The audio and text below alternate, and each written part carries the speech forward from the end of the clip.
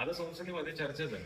काय चर्चा झाली की महिला बिल जे आहे ते फेल झालं किंवा ते नामंजूर झालं. आता नक्की नामंजूर झालं म्हणजे झालं काय होतं हे आपल्याला समजून घ्यायचंय. जनरली काय झालं होतं, हे बिल ऍक्च्युली 2023 मध्येच पास झालं होतं. 23 मध्ये पास होताना विपक्ष किंवा विरोधी पक्षाच्या वतीने जेव्हा एक ओपनिंग स्टेटमेंट दिलं होतं तेव्हा राहुल गांधीने सांगितलं होतं की तुम्ही तरी म्हणत आहात की पुढच्या सेन्सेस नंतर महिलांना आरक्षण दिलं गेलं पाहिजे, पण माझी संपूर्ण विरोधी पक्षाची अशी भूमिका आहे की इमिजिएटली 8च्या तारखेपासूनच महिलांना आरक्षण द्यायला सुरुवात केली पाहिजे. मग असं काय झालं की यावेळेस ते बिल फेल झालं. जनरली यावेळेस 3 बिल मांडले गेले होते. एक होतं महिला आरक्षणाचं बिल, कारण पहिल्या बिलमध्ये जी तारीख टाकली होती 2026 नंतर जे सेन्सस होईल, जनगणना होईल, त्या जनगणनेनुसार महिलांसाठी आरक्षण ठरवायचं होतं. आता 2026 नंतरची जनगणना कधी होणार होती? ऑब्व्हियसली 2031. आणि मग तिचा रिपोर्ट आल्यानंतर महिलांना काय मिळणार होत्या? जागा मिळणार होत्या. हा एक प्रॉब्लेम होता सगळ्यात महत्वाचा. तो दूर करण्यासाठी आणि इलेक्शन मध्ये त्याचा फायदा घेण्यासाठी सरकारने काय केलं, जाणून बुजून 2026 ला बिल आणलं की जेणेकरून 2029च्या इलेक्शनच्या आधी त्याचं क्रेडिट घेता येईल की आम्ही महिलांना कशा जागा दिल्या. आता हे करताना प्रॅक्टिकली सरकारने काय करायला पाहिजे होतं, आत्ताच्या ज्या 543 जागा आहेत त्याच्यामध्ये महिलांना 33% आरक्षण द्यायला पाहिजे होतं.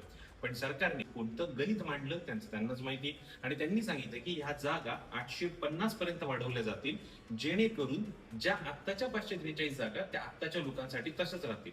म्हणजे हे बिल नक्की कोणासाठी? पुरुषांच्या 543 जागा वाचवण्यासाठी का महिलांना 33% जागा देण्यासाठी? हा सगळ्यात महत्वाचा प्रश्न निर्माण झाला. याबरोबरच संसदेमध्ये जेव्हा बिल मांडलं जाणार होतं, आदल्या दिवशी लोकसभा नियम 66 हा लागू करण्यात आला. हा नियम काय सांगतो की या एका बिलला दिलेलं जे वोटिंग असेल ते त्या बिलाबरोबर मांडले इतर सर्व बिलांसाठी सुद्धा वोटिंग मानलं जाईल.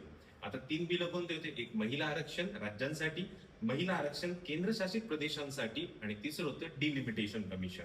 आता डिलिमिटेशन कमिशन म्हणजे काय? जागा जशा संसदेतल्या वाढतील तसंच साहजिक लोकसंख्येच्या प्रमाणानुसार त्यांना वाटून पण द्यावं लागेल.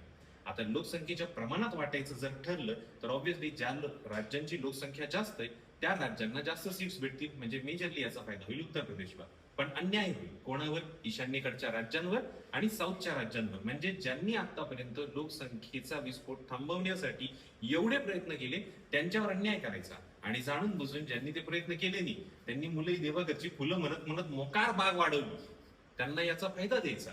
याला कोणी विरोध केला? आपल्या विरोधी पक्षाने विरोध केला, जो की एकदम करेक्ट आहे. मग आता प्रश्न असा आहे की मग महिलांना 33% जागा मिळणार की नाही मिळणार? ते बिल तर पास झालेलं होतं. 106वी घटना दुरुस्ती म्हणून ते बिल आधीच पास झाले 2023 मध्ये. फक्त घडेल काय आता? इम्प्लिमेंटेशन लांबणीवर पडेल. इम्प्लिमेंटेशन आता कधी होईल? परत 2031च्या सेन्सस नंतर. हा सगळ्यात मोठा प्रॉब्लेम आहे, आणि हे आपल्याला लक्षात घेणं गरजेचं